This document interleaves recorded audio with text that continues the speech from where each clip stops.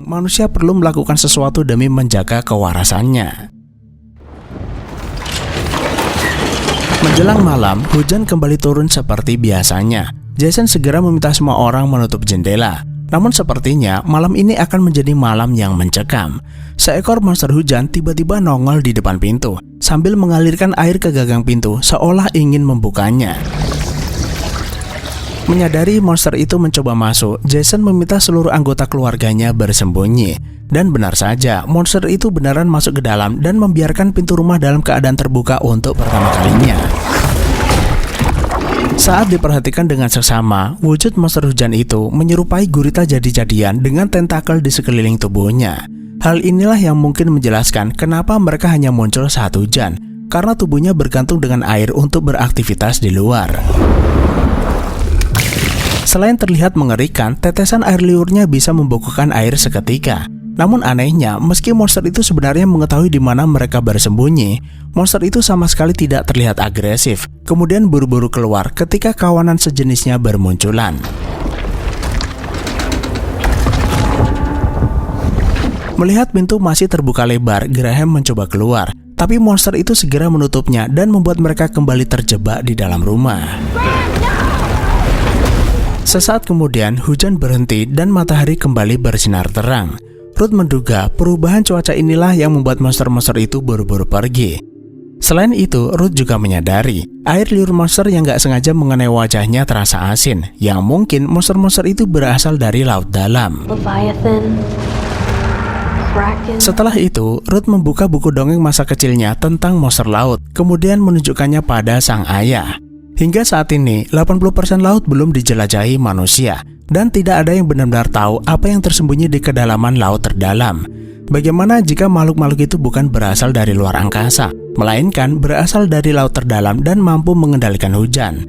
Terlebih, hampir 70% permukaan bumi adalah lautan, yang artinya mereka bukan sedang berusaha mengambil alih dunia manusia, karena sejak awal dunia ini adalah milik mereka. This is our home and you're safe here. Mendengar itu, Jason hanya tersenyum, lalu berkata tempat ini adalah rumah mereka dan apapun yang terjadi mereka akan terus bertahan. Saltwater. Ruthie was right. Everything's dying. Namun keadaan kali ini tidak akan semulus sebelumnya. Kedatangan monster itu membuat seluruh persediaan air berubah menjadi asin. Air asin itu meresap ke dalam tanah, meracuninya dan membuat semua tanaman menjadi layu. Satu-satunya harapan mereka adalah hewan buruan, serta menunggu hujan untuk mendapatkan persediaan air kembali.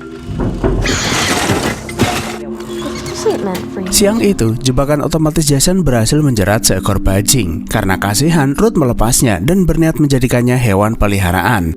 Tapi, namanya juga hewan liar. Bajing itu menggigit tangan Ruth hingga membuatnya infeksi.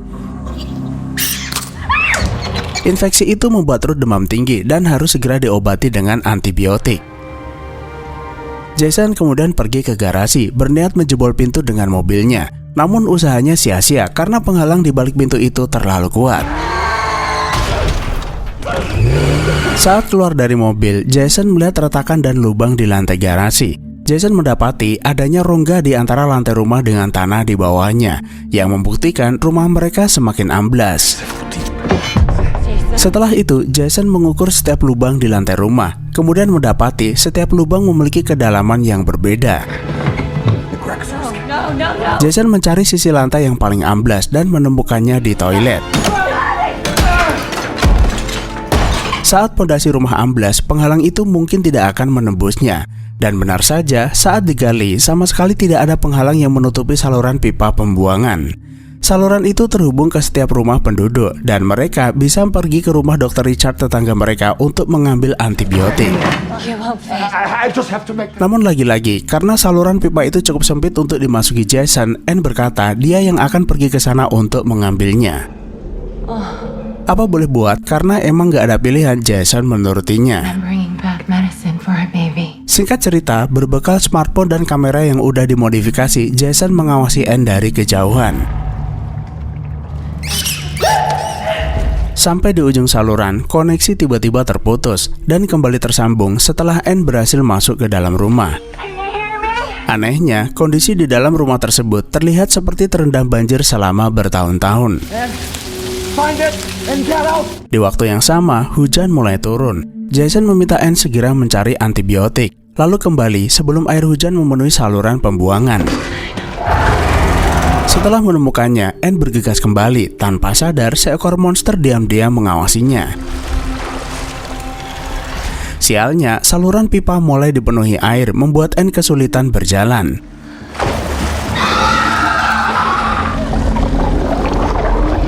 Saat hendak naik, monster itu tiba-tiba muncul di hadapannya. Beruntung, Jason menariknya tepat waktu, kemudian menghancurkan tembok di sampingnya untuk menutup lubang tersebut. Setelah mengobati Ruth, Jason meminta anggota keluarganya bersembunyi di atas loteng sampai hujan berhenti. Sementara Jason tetap di bawah untuk memastikan monster-monster itu tidak memburu mereka. Namun sebaliknya, Graham dan Anne justru menolak ide tersebut. Menurut mereka, sekedar bertahan hidup sudah nggak cukup. Malam ini mungkin mereka berhasil selamat, tapi bagaimana dengan besok? Karena itu, mereka hanya punya dua pilihan, melawan atau dimangsa. Jika monster itu bisa masuk, maka seharusnya mereka juga bisa keluar. Jason pun setuju dengan usulan tersebut, dan singkat cerita, mereka mulai merancang jebakan menggunakan peralatan seadanya. Rencana mereka cukup sederhana.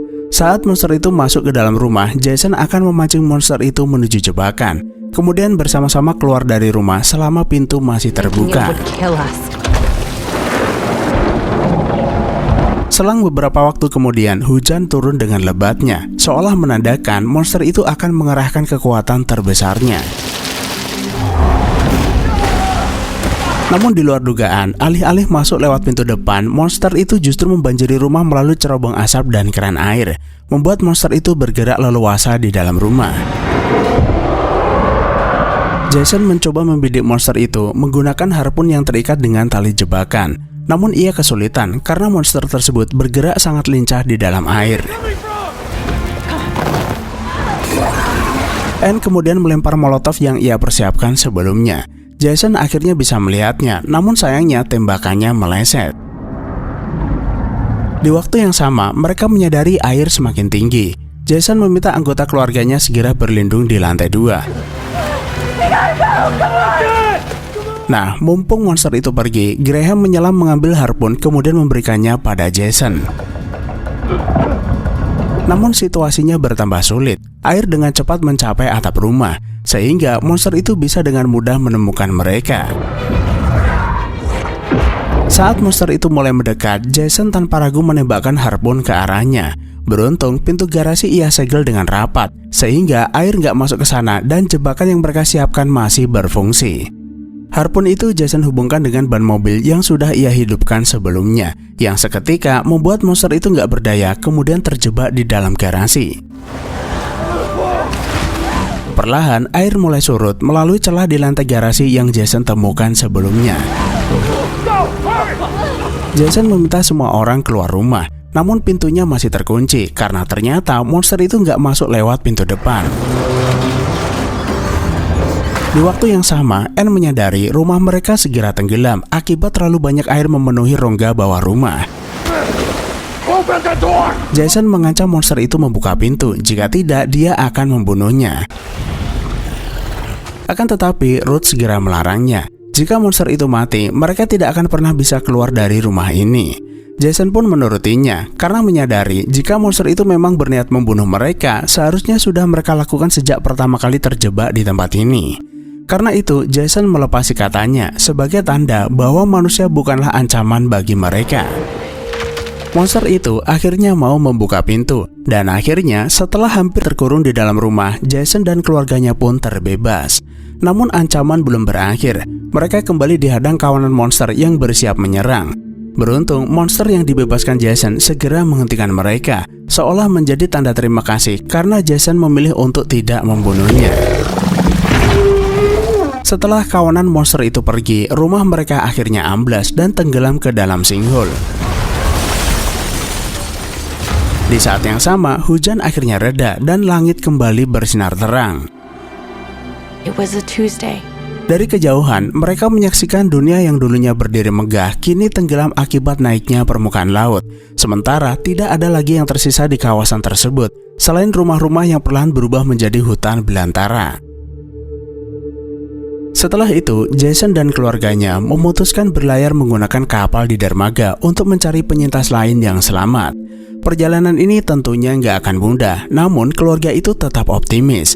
Mereka yakin bisa menghadapi dunia baru dan akhirnya film pun selesai. Nah, jadi teman-teman, seperti kebanyakan film fiksi ilmiah dengan ending menggantung, kita pun dibuat penasaran dengan film yang satu ini. Karena sepanjang film sama sekali nggak ada penjelasan mengenai asal-usul monster tersebut dan untuk tujuan apa mereka mengurung manusia serta membanjiri dunia dengan air. Satu-satunya petunjuk hanyalah perkataan Ruth yang menyebut monster itu adalah legenda laut yang telah hidup di bumi sejak ribuan bahkan jutaan tahun yang lalu. Mereka sengaja muncul dari kedalaman laut, bukan sekedar untuk menguasai bumi atau memusnahkan manusia, melainkan menganggap dunia yang ditinggali manusia adalah bagian dari wilayah mereka. Jika teman-teman perhatikan dengan baik, film ini sebenarnya lebih banyak menyoroti kerjasama, hubungan dan konflik dalam keluarga, serta tekad untuk bertahan hidup di tengah kondisi yang sulit. Sementara adegan menegangkan seperti kemunculan ataupun perlawanan terhadap monster cukup sedikit. Karena itulah kita bisa membuat kesimpulan bahwa untuk bertahan hidup tidak selalu harus membunuh sesuatu yang dianggap ancaman. Selama bertahun-tahun, Jason berpikir bahwa keluarganya harus bertahan dengan cara berburu dan menguasai keadaan. Namun pada akhirnya, justru rasa belas kasih Ruth terhadap monster yang mereka tangkap membuka jalan bagi mereka untuk bebas. Selain itu, rumah yang selama ini mereka anggap sebagai tempat perlindungan ternyata bukan lagi dunia yang mereka kenal. Karena saat mereka keluar, mereka harus memulai kehidupan baru di dunia yang sudah berubah. Ending dari film ini juga memberi secerca harapan bahwa mereka nggak sendirian. Keluarga tersebut akhirnya menemukan kemungkinan adanya penyintas lain melalui komunikasi radio, sehingga kisah mereka sebenarnya masih bisa berlanjut. Dan yang terakhir, bagi sebagian orang, bertahan hidup selama bertahun-tahun di dalam rumah dengan peralatan seadanya adalah hal yang cukup sulit dan hampir mustahil dilakukan. Seperti dari mana mereka bisa menyalakan api ataupun gas untuk memasak. Hal tersebut sebenarnya cukup wajar, karena kita terbiasa membandingkan logika dunia nyata ke dalam dunia yang dibangun oleh film tersebut. Sementara di dalam sebuah film apapun bisa dilakukan. Karena itu, jika kita tidak menemukan logika yang masuk akal di dalam sebuah film, kita bisa mencoba memahaminya lewat pesan tersembunyi yang mungkin justru jauh lebih penting daripada plot utamanya. Jadi cukup sekian saja, terima kasih udah menonton, sehat selalu buat teman-teman dan sampai jumpa di next video.